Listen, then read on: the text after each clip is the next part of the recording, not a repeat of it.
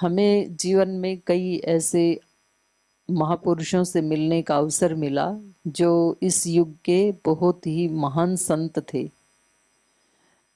जैसे हरियाणा की मैं बात करूं तो रेवाड़ी जिले में पूज्य स्वामी सोमानंद जी महाराज। ऐसे यदि उत्तराखंड की बात करें तो देहरादून में एक स्वामी जी महाराज थे जो 33 साल तक मौन रहे और पूर्ण आत्मवेत्ता थे, चंद्र स्वामी जी उदासीन। ऐसे मैंने कर्नाटक में भी एक महात्मा जी से मिले, पूज्य स्वामी निर्मलानंद जी महाराज, जिन्होंने अपनी इच्छा से अपना शरीर छोड़ा, 1 वर्ष पहले बता दिया था। तो ऐसे ऐसे महापुरुषों से मिले तो उनसे पूछा हमने, कई बार अपने गुरुजनों के साथ मिले, कभी अकेले भी मिले, तो उनसे पूछा कि जी आप जीवन का रहस्य बताइए, आपने तो पूरे जीवन को देखा और पूरे जीवन को सार्थक किया है, तो थोड़े शब्दों में आप हमें बताइए कि हमें जीवन को कैसे जीना चाहिए। और आश्चर्य की बात है कि सब महापुरुषों के उत्तर एक ही जैसे थे। वो आपस में कभी मिले नहीं, पर सबके उत्तर यही थे कि जीवन को जीने के 2 ही तरीके हैं, सेवा और साधना।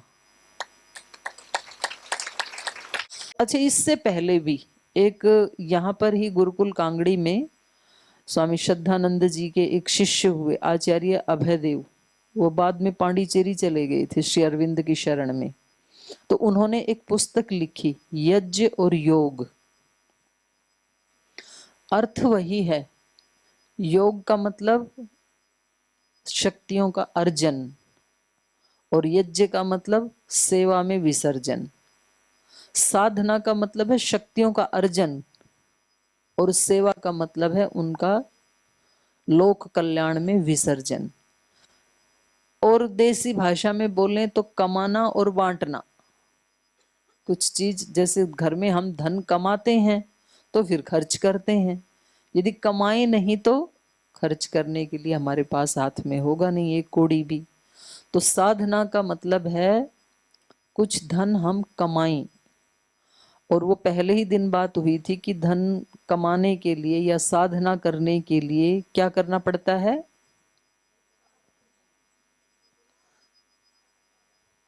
बोलो बोलो, कुछ तो याद आएगा ही।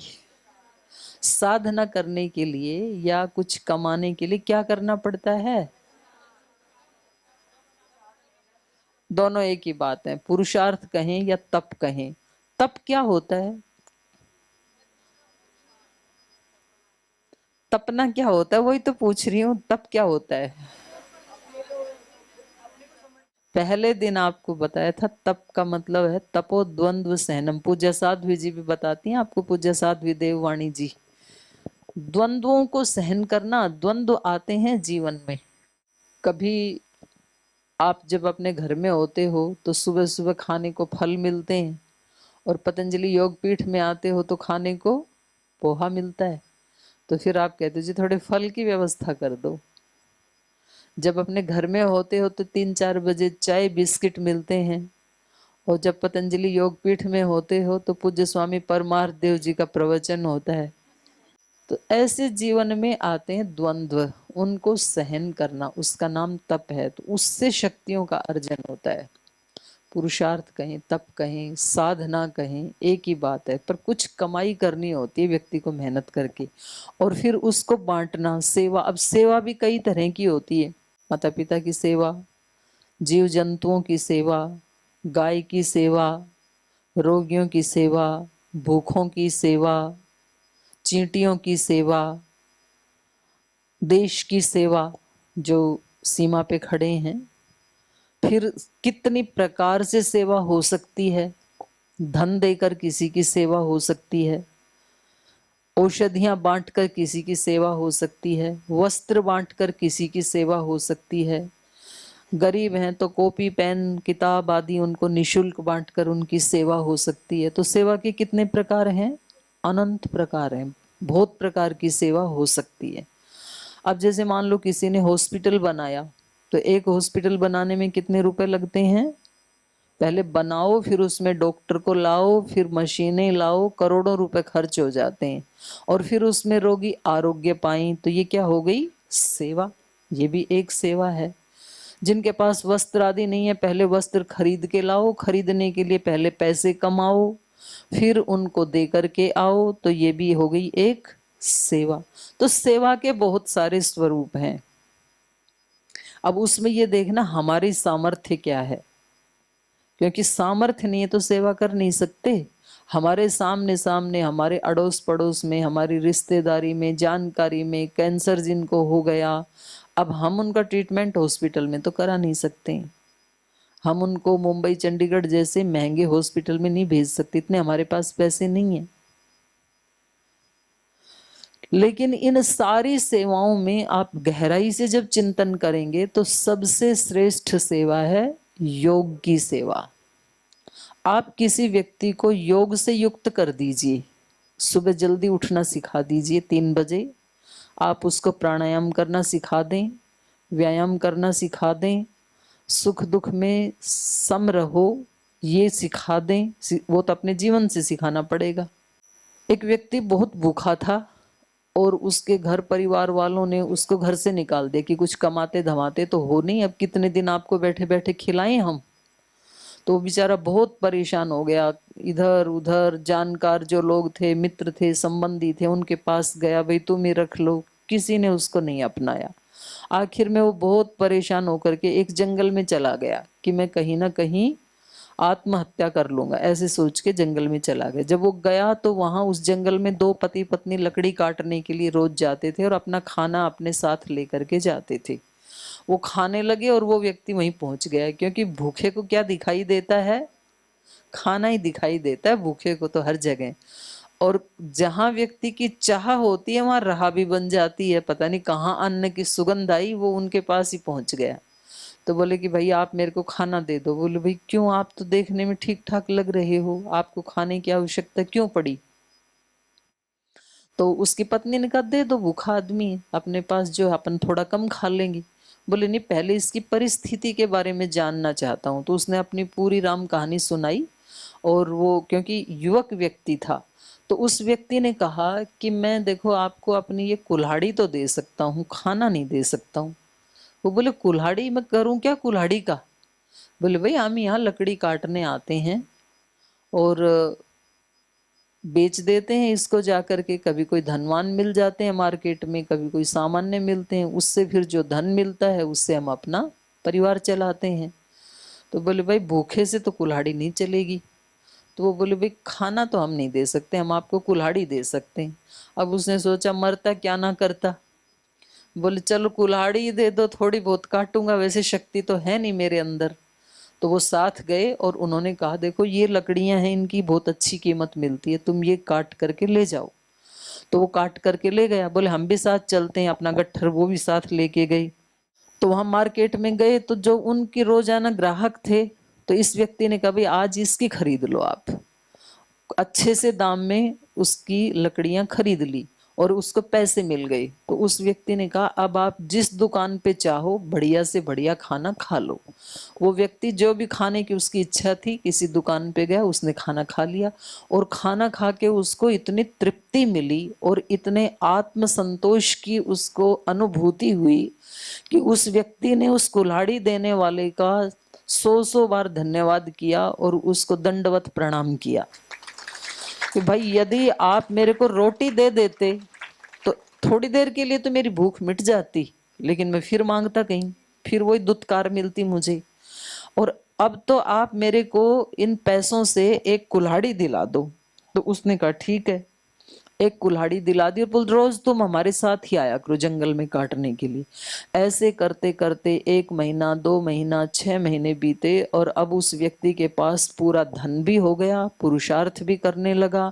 अब तो रिश्तेदार भी आकर के बुलाने के लिए आ गए कि भाई हम तो तुम्हें कहाँ कहाँ ढूंढते थे, बस हम तो यही चाहते थे तुम कुछ करने लग जाओ, प्यार तो हम बहुत करते हैं, हम तो बहुत रोए आपके जाने के बाद। वो बोले हाँ ये तो सब मुझे पता ही है कितना प्यार करते हो। तो बात मैं ये कहना चाह रही हूं कि किसी व्यक्ति की जीवन को ठीक दिशा दे देना ये सबसे बड़ी सेवा है। अन्न देना, वस्त्र देना, दवाई देना, ये सब सेवा है, लेकिन उससे उस व्यक्ति का थोड़ी देर गुजारा होता है, उसके बाद फिर वैसा ही। आपने योग सिखा दिया, उसके जीवन में प्रोडक्टिविटी बढ़ गई, अब वो खुद ही धन कमा लेगा। आपने उसको अच्छे सुबह सुबह अच्छे संस्कार दे दिए, तो अपने आप ही वो अच्छे संस्कारों से अपनी जो बुराइयां हैं उनको मिटा करके खुद ही सुखी हो जाएगा।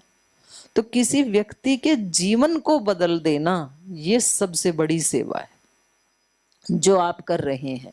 ये है योग सेवा का महत्व। इसलिए मैं कहती हूँ कि संसार में जितनी भी सेवाएं हैं उन सब में सर्वश्रेष्ठ सेवा है योग की सेवा। और उसमें लगता कुछ भी नहीं है, पैसे भी नहीं लगते हैं। सुबह सुबह जा करके थोड़ा जल्दी उठना पड़ता है, मेहनत करनी होती है। मेहनत करने के क्या क्या फायदे हैं वो पूज्य स्वामी जी महाराज आपको बता ही रहे थे। देखो, आपको सुबह यदि जल्दी उठना है तो रात को जल्दी सोना पड़ेगा। आपको पता है ना जल्दी उठना है, तो अपने आप आपकी दिनचर्या सेट हो गई। फिर आपको ये पता है कि मेरी कक्षा में 20, 30, 50 लोग आते हैं, तो उनको 1 घंटा कुछ ना कुछ बताना पड़ेगा। तो आपको रात को सोते समय अच्छा चिंतन भी करना पड़ेगा जो आपको बताना है। तो आप बुरे चिंतन से बच गई, तो फायदा अपना ज्यादा हुआ ना। और वहां जाके बताया जब आपने, तो फिर वही चिंतन चला आपके अंदर, वाणी से वही निकला, तो डबल फायदा हो गया। फिर उन लोगों ने भी सुना और उन्होंने आपकी बात मान करके वैसा किया, तो वो भी दुखों से मुक्त हो गए। जो पूज्य स्वामी जी बता रहे थे, भाई किसी व्यक्ति का आपने कैंसर ठीक कर दिया, उसके ऊपर कम से कम 5, 7, 10 लाख का खर्चा आने वाला था, तो उसके बीबी बच्चे परिवार जो आपको दुआएं देंगे, तो वो दुआएं तो हजारों रुपए में क्या लाखों करोड़ों में भी खरीदी नहीं जा सकती कहीं। तो कितना अच्छा लगता है अपने को। वो आके कहें जी आपने बचा लिया हमें, हम तो आपको ही गुरु मानते हैं, हम तो आपको ही भगवान मानते हैं। कई लोग ना पूज्य स्वामी जी महाराज का नाम लेते हैं शिक्षकों के लिए कि भाई हमारे लिए तो आप ही बाबा जी हैं, तो फिर कितना अच्छा लगता है। तो ये सेवा का महत्व है। तो आप तो पहले से सेवा कर ही रहे हैं, यहाँ आकर के आपको पूज्य स्वामी जी से और प्रेरणा मिली है सेवा करने की। तो ये तो ऐसी ही है सेवा, जितना आप अधिक करते जाएंगे, वो बोलते जितना गुड़ डाले उतना मीठा बढ़ता चला जाएगा। थोड़ी थोड़ी सेवा करते हैं तो थोड़ी थोड़ी खुशियां जीवन में आती हैं, बड़ी बड़ी सेवा करते हैं तो पूज्य गुरुदेव की तरह से फिर अनंत अनंत खुशियां आती हैं। और आपके लिए एक खुशी की बात यह भी है कि आज थोड़ी ही देर में श्रद्धेय आचार्य जी का आशीर्वाद भी हमें मिलेगा। तो अभी कल भी आपके सेशन चलेंगे, लेकिन कल आपकी परीक्षा भी होगी, कल शाम को। फिर जो आपने सीखा है भाई सर्टिफिकेट के ऊपर फिर हम लिखेंगे ना मार्क्स आपके, जो आपको यहाँ से मुख्य योग प्रशिक्षक की बहुत बड़ी बात होती है मुख्य प्रशिक्षक बनना। क्योंकि मुझे तो सही बताऊं, मुझे आज तक भी ये लगता है कि अभी योग की अच्छी विद्यार्थी भी नहीं बनी हूं मैं, और आप शिक्षक बन गए। योग को सीखना, क्योंकि अभी पूज्य स्वामी जी बता रहे थे योग को, और पूज्य गुरुदेव भी रोज बताते हैं योग को जानना और योग को जीना दोनों अलग अलग बातें हैं। तो जब हम जीने लग जाते हैं ना, तब फल आना शुरू होता है। जानने से बहुत थोड़ा सा फल आता है, और जब जीने लग जाते हैं, श्रद्धेय आचार्य जी आज हमें आशीर्वाद देने आएंगे, उनका एक प्रसिद्ध वाक्य है, हजारों शब्दों की ध्वनि से एक कर्म की ध्वनि ज्यादा महान होती है। जब हम जीने लगते हैं ना थोड़ा सा भी, तो ये जमाना तो सर आंखों पे उठा लेता है व्यक्ति को। पूज्य स्वामी जी महाराज ने, श्रद्धेय आचार्य जी ने अपने जीवन में इन शास्त्रों को, योग को, आयुर्वेद को जिया है एक एक पल। और मैंने उन महापुरुषों को जीते हुए देखा है, मेरा ये सौभाग्य, क्योंकि मैं 96 में ही उनके पास आ गई थी, जिस समय कुछ भी नहीं था। पतंजलि योग पीठ का तो नामो निशान ही नहीं था। दिव्य योग मंदिर में वहाँ रहते थे कनखल में, और वहाँ कैसे ये दोनों महापुरुष श्रद्धेय आचार्य श्री जैसे आयुर्वेद की, मेरे को ध्यान है एक दिन ऋषिकेश गए, किसी वैद्य से एक पुस्तक लेकर के आए, उसके पेज भी ऐसे जीर्ण शीर्ण हो रहे थे कि पेज पलटे तो फट ही जाए किताब। और उस व्यक्ति ने ये कहा कि 1 दिन के लिए आपको उधार दे रहा हूँ, कल मेरी वापस लौटा देना, बड़ी दुर्लभ पुस्तक है ये। और आचार्य जी उसको लाए और उस पुस्तक को रात को 1 बजे तक पूरा पढ़ करके फिर ही सोए, क्योंकि अगले दिन वो देनी थी। और सुबह मैं तो अपनी पढ़ाई करती थी, उस समय में करती थी मैं तो सुबह उठ करके ऐसे चर्चा चली। आचार्य जी बोले आप लोग कितनी बजे तक पढ़े? तो हमने बताया हम तो 10 बजे तक पढ़े, फिर सो गए, क्योंकि हमें तो परीक्षा देनी थी, डिग्री चाहिए थी, हमें ज्ञान थोड़ी चाहिए था, हम तो परीक्षा वाले थे। तो आचार्य जी को ज्ञान चाहिए था कि उस पुस्तक में क्या लिखा है वो मुझे पूरा आत्मसात करना है। तो बोले तुम 10 बजे तक पढ़े, मैं 1 बजे तक पढ़ा और ये पुस्तक मैंने पूरी की पूरी समाप्त कर दी। और फिर उसमें जो लिखा था उसके नुस्खे, उसकी दवाइयाँ बना करके फिर अपने हाथों से बांटना। आज हमारे जो डॉक्टर हैं उनके पास कम से कम 20, 25, 30, 50 लोगों की ओपीडी होती है, लेकिन मैंने देखा श्रद्धेय आचार्य जी खुद उस समय अकेले 300-300, 400-400 लोगों को देखते थे प्रतिदिन, और उसका रिकॉर्ड है, फटाफट निपटाते थे उनको। तो ऐसे ये यात्रा आगे बढ़ी है। तो ये इनकी सेवा का और तप का ही परिणाम है कि आज हमें एक इतना सुंदर एक आश्रय मिला है, और हमें क्या पूरे देश और दुनिया को मिला है, ऋषियों का प्रसाद मिला है। तो हम भी कुछ थोड़ा बहुत कोशिश करेंगे सीखने की, आप भी सीख रहे हैं। और उसको सीख करके जैसे मंदिर जाते हैं ना, तो सब लोग तो मंदिर नहीं जाते हैं, 4 धाम की यात्रा पे जाते हैं, तो सारा परिवार तो 4 धाम की यात्रा पे नहीं जाता है, और सारा परिवार चला जाए तो सारा मोहल्ला और सारा शहर तो नहीं जाता है।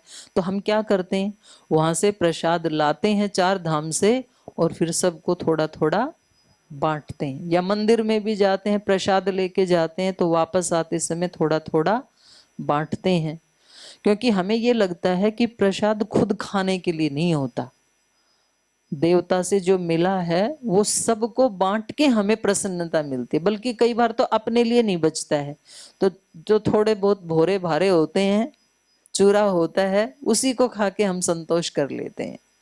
तो यहाँ भी जो आप योग की शिक्षा लेके जा रहे हैं गुरु के घर से, ये गुरु का प्रसाद है, सब गुरुजनों का प्रसाद है। तो इसको वहां जाके आप बांटेंगे तो ज्यादा पुण्य मिलेगा, और सारा अपने अंदर ही रख लेंगे, यदि खा लेंगे खुद ही, तो देवता नाराज हो जाएंगे। तो आपको सेवा को अभी और ज्यादा आगे बढ़ाना है। वैसे आप पहले ही सेवा कर रही हैं, तो आप सब बहनों का बहुत बहुत अभिनंदन है। और जैसे मैंने अभी बताया कि 2 ही चीजें हैं, दूसरे शब्दों में कहें तो यज्ञ और योग।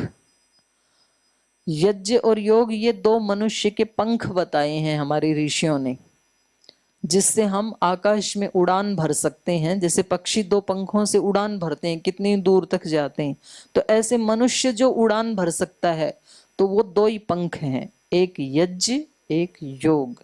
और पतंजलि योगपीठ ने भी, हमारे पूज्य गुरुदेव श्रद्धेय आचार्य श्री ने इन दोनों को ही अपना करके आज इतनी लंबी उड़ान भरी है कि आज पतंजलि योगपीठ संस्थान विश्व के टॉप 10 नहीं, टॉप 5 में नंबर 1 है। और इतनी बड़ी बड़ी महाक्रांतियां की हैं, तो उसके पीछे ये 2 मूल स्तंभ हैं, यज्ञ और योग।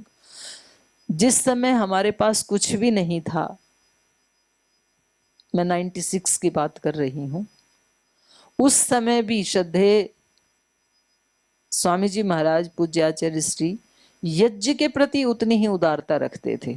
जैसे यज्ञ की चम्मच कुछ लोग ना इतनी छोटी सी रखते हैं, मतलब खुद खाने में हलवे में तो इतना घी डालते हैं, लेकिन यज्ञ में इतना सा ही डालते हैं, तो इतना ही वापस मिलेगा फिर, क्योंकि जितना बीज बोया उतना ही तो आएगी ना खेती भी।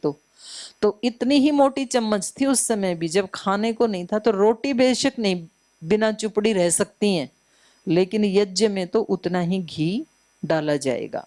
और आज भी पतंजलि के सभी संस्थानों में प्रतिदिन कितने घी से हवन होता है? मैंने पहले दिन बताया था ना, 1 क्विंटल घी से हवन होता है।